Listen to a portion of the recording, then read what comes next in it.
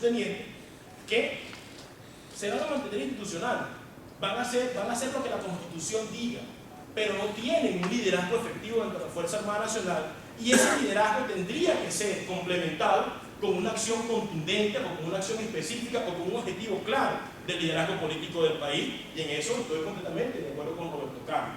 Entonces, estos elementos militares institucionales que se encuentran dispersos por todo el país están esperando, o realmente están deseosos de que haya una alternativa política confiable, con plataforma sólida, con compromiso con el país, con objetivos bien definidos para respaldar ese tipo de acciones y que pueda haber una transición hacia la democracia y hacia la libertad. Siempre he criticado a la Fuerza Armada Nacional en los últimos 14 años, incluyéndonos nosotros que somos exmilitares, por su inacción, por su falta de capacidad para operar. Pero es realmente difícil que los cuadros institucionales, ante un alto mando militar corrupto y ante una oposición que no termina de tomar puntos claros, objetivos bien definidos, puedan ejecutar una acción, porque estamos en los siglos donde los golpes de Estado no duran 24 horas en el poder. De hecho, cuando analizamos la situación actual, aunque Diosdado Cabello quisiera dar un golpe de Estado con todo el poder militar que tiene, no podría hacerlo, porque no podría durar más de un mes, 2 meses o 3 meses en el poder. Tendría todo el cuestionamiento de la comunidad internacional. Todos los países que han conformado sus bloques para mantener y para apoyar a Chávez en el poder seguirían en contra de él y no le permite realmente ejecutar este tipo de acción. Tendrá que buscar otro tipo de mecanismos para que su poder militar y su poder político pueda ponerse en actividad y se pueda consolidar, pero no lo puede hacer a través del golpe de Estado. Si un elemento como Diosdado Cabello no puede hacerlo, entonces mucho menos pueden los oficiales institucionales. Y es por eso que en este momento, en la cual el chavismo se encuentra redimensionando sus estrategias de bando y bando para ver cómo siguen hacia adelante, los oficiales institucionales también están en el mismo camino, pero necesariamente y obligatoriamente depende de una acción política contundente para poder hacer que se respete la Constitución y las leyes de la República. En caso tal de que hubiese cualquier tipo de elección en la cual los oficiales y las Fuerzas Armadas en el plan república tienen la responsabilidad de ser garantes de ese proceso, si la oposición política no pelea por sus derechos, si los partidos políticos no presentan una plataforma sólida realmente para defender esa elección, ¿qué pueden hacer los militares por sí solos? Absolutamente nada. De hecho, si tuviéramos la capacidad de organizar o orquestar un golpe de Estado, si no hay apoyo político no podría mantenerse de poder porque nos caería encima la comunidad internacional. Entonces los militares, como bien lo dijo Roberto Carlos, es un punto donde quiero ahondar, por sí solos no pueden ser absolutamente nada.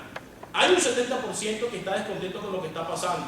Hay un 70% que tiene incertidumbre ante la situación política que vive Venezuela, pero que si no va de la mano de un liderazgo efectivo y de personas que realmente pueden llegar hasta el final, simplemente no pueden hacer nada. En este momento, mientras el chavismo se está redimensionando y está moviendo sus piezas, entonces el trabajo de nosotros con los oficiales institucionales es primero, que no se vayan de baja, porque después del 7 de octubre las solicitudes de baja han aumentado casi que en un 35-40%, porque ya no hay salida. Y segundo, que realmente existe ese vaso comunicante que no ha existido entre los militares y el poder político de oposición, que es sumamente fundamental. Si ahorita no estamos en capacidad o no podemos desarrollar una unión cívico-militar, pero no es una unión cívico-militar que quiero vender Chávez, no, una unión cívico-militar con un liderazgo político bien claro, sustentado con la Fuerza Armada, entonces lamentablemente no podremos o no tendremos capacidad para poder poner escenarios favorables a lo que es la transición hacia la libertad y hacia la democracia.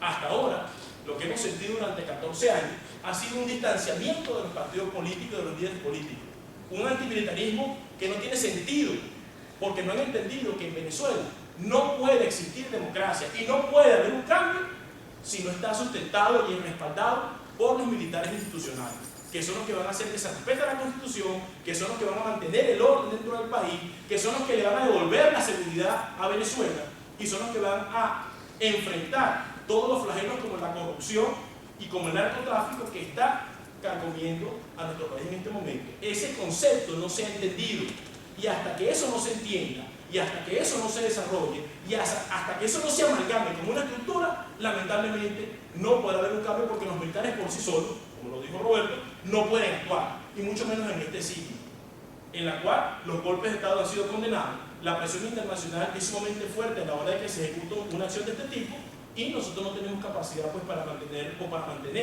el poder en un momento determinado. Es básico y fundamental de que el liderazgo político del país primero presente una plataforma unida, segundo, se conecte con los militares, ese 70% que está por allí disperso o deseoso de que realmente haya un liderazgo efectivo, y tercero, que haya compromiso donde todos estemos comprometidos a realmente devolver la libertad y la democracia a Venezuela.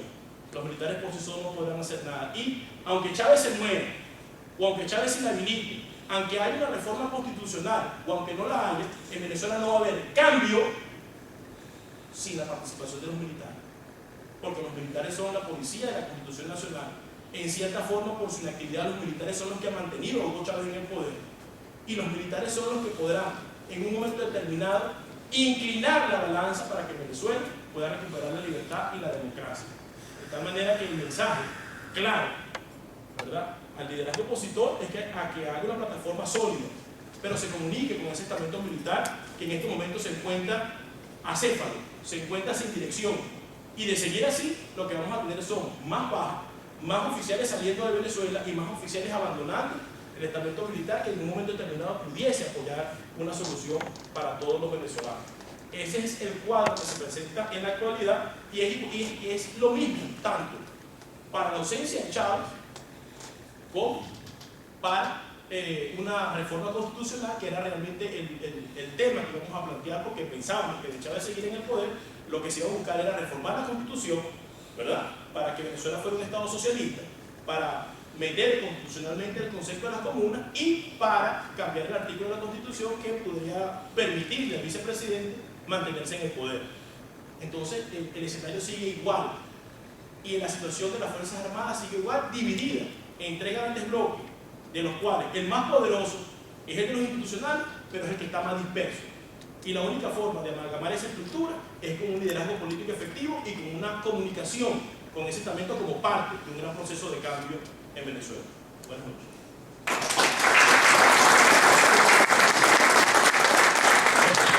La palabra Carlos Medina, político experimentado, que nos va a hablar sobre los escenarios de la reforma y bueno, como acaba de ocurrir con Hugo Chávez.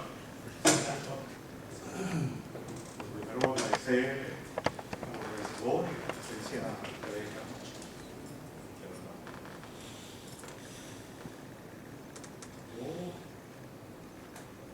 Yo soy optimista. No porque sea un optimista profesional, optimista de la vida, sino porque estoy profundamente convencido que este es el principio del final de esta pandemia, que se llama la presencia de Hugo Chávez en la presidencia de la República.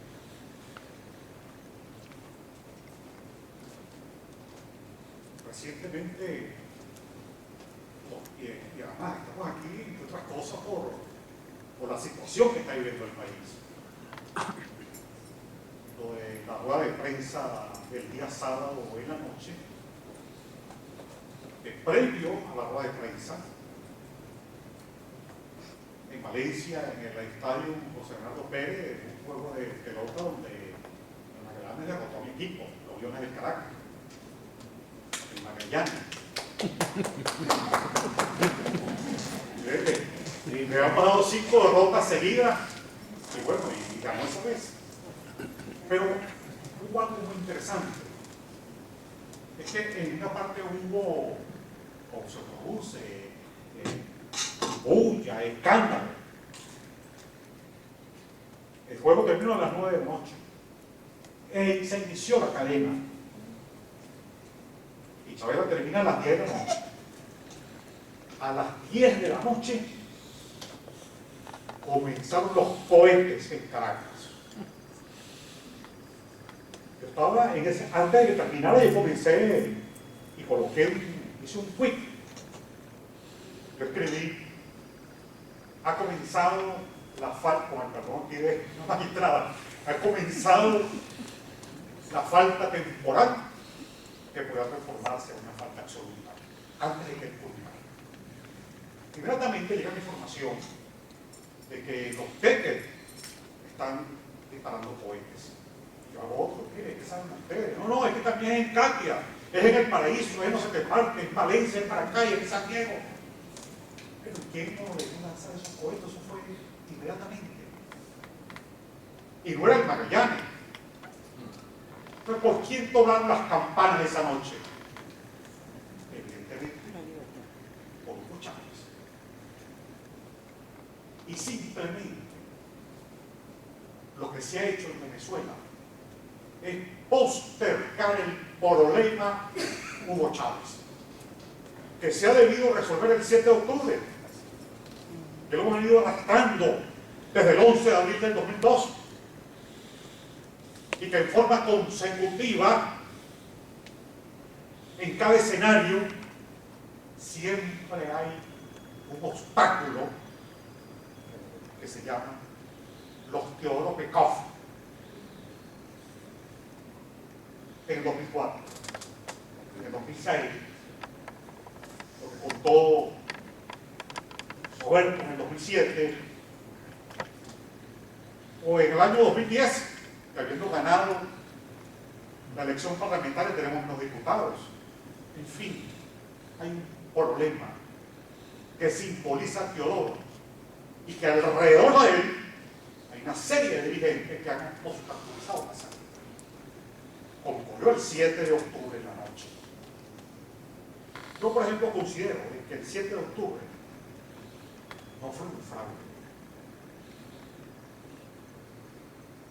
Fraude fue el único en el 2004, que también investigado por la Universidad Simón Bolívar.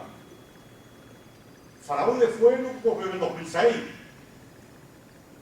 que está muy bien explicado por Eric Ekman. No decían, ustedes lo han en YouTube, lo han visto. ¿Lo han visto?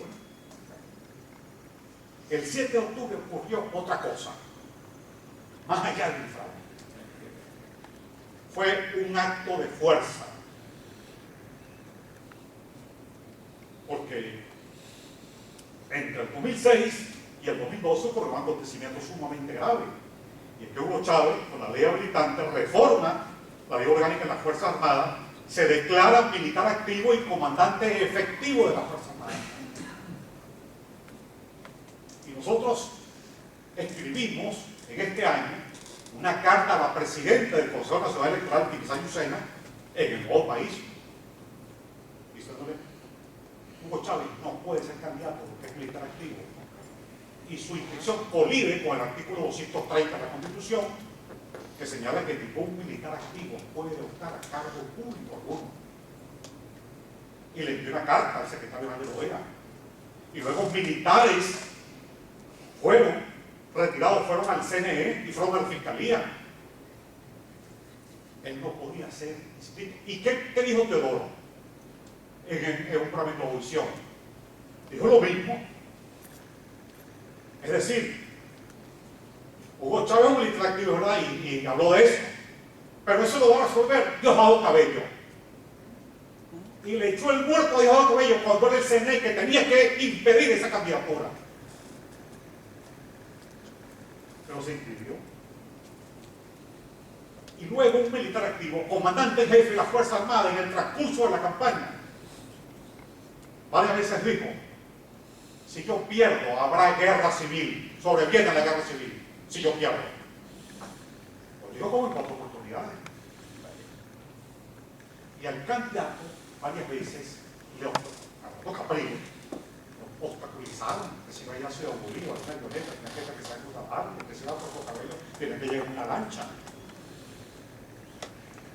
Y llegó un momento en que el problema en el país, el deseo de cambio, fue tan grande que Chávez se asustó. Y hubo incluso un intento de asesinato de Capriles.